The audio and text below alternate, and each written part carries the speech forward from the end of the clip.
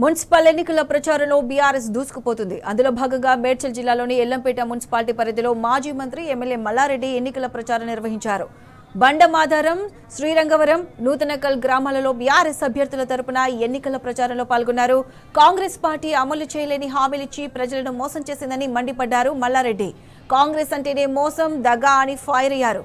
Municipal ఎన్నికల్లో car గుర్తుకు ఓటేసి కాంగ్రెస్ పార్టీకి తగిన బుద్ధి చెప్పాలని పిలుపునిచ్చారు మల్లారెడ్డి.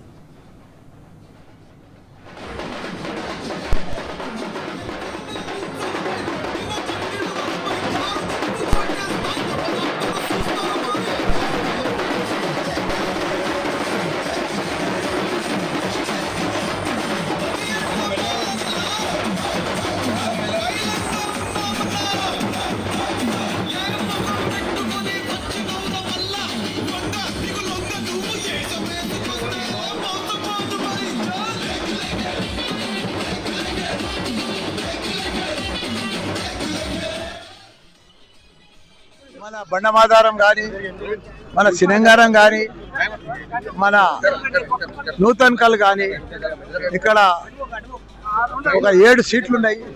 కొత్తగా ఎల్లంపేట మున్సిపాలిటీ అయ్యింది. 7 మున్సిపాలిటీల్లో కూడా నేను పొద్దుటి తిరుగుతున్నా. ఎక్కడ చూసినా మా అక్కలు, చెల్లెళ్ళు, అన్నలు, తమ్ముళ్ళు తండోపతండాలకు వస్తున్నారు, భారీగా వస్తున్నారు.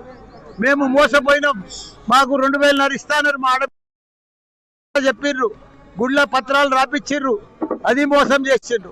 2,000 పింఛన్లు 4,000 ఇస్తాన్నారు, అది మోసం చేసిర్రు. మంచిగా కానీ బస్సులే వేస్తలేరు. ఇట్లా రకరకాలుగా మోసం చేసి స్కూటీలు ఇస్తాన్నారు, తులం బంగారం ఇస్తాన్నారు.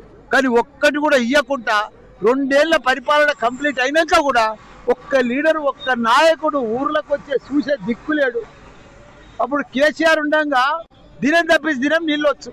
ఇప్పుడు వారానికి నీళ్లు లేవు, కరెంటు కూడా సరిగా వస్తలేదు, రైతు బంధు కూడా పూర్తిగా మాఫీ చేయలేదు. ఇట్లా ప్రతి ఒక్క దాంట్లో మోసమే.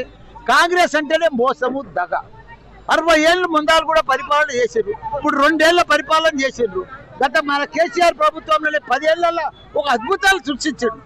దేశంలోనే ఆదర్శ రాష్ట్రంగా తీసుకొచ్చిండు మన కేసీఆర్ గారు.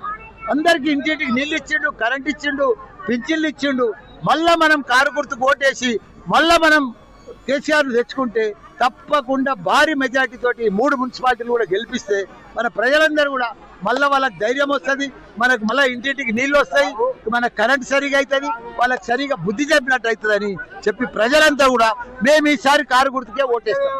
ఎవరు వచ్చినా ఎవరిని నమ్మం, మళ్ళీ మేము కేసీఆర్నే నమ్ముతాం, మేము కారు గుర్తుకే ఓటేస్తామని చెప్పి భారీ మెజార్టీ తోటి అందరు కూడా తిరుగుతున్నారు.